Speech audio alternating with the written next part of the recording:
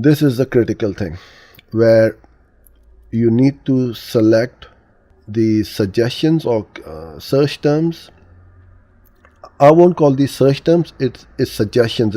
Google is telling me what my business is all about. So I can see that marketing consultant, online marketing, digital marketing, and so on. If I don't see any suggestions in here, you can click over here and add.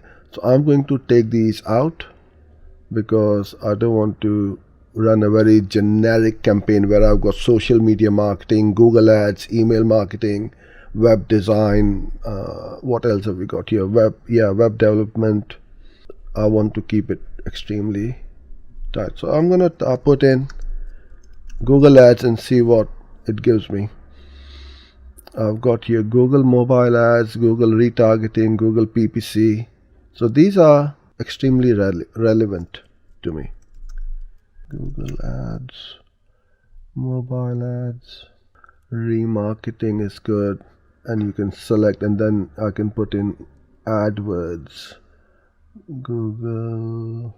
See, now it's giving me very relevant suggestions as I put in Google app. If you do app ads, so you need to put in about 7 to 10 products or services. So I'm keeping the same one over here. So what I'm trying to do is to create a campaign just for Google ads.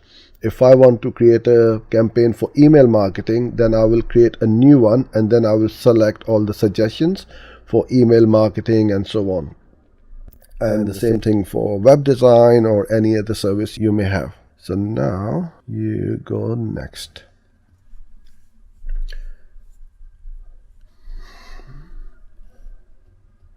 You come across to create the first ad. So you can put in headline 1. Okay, that's 30 out of 30. That's good.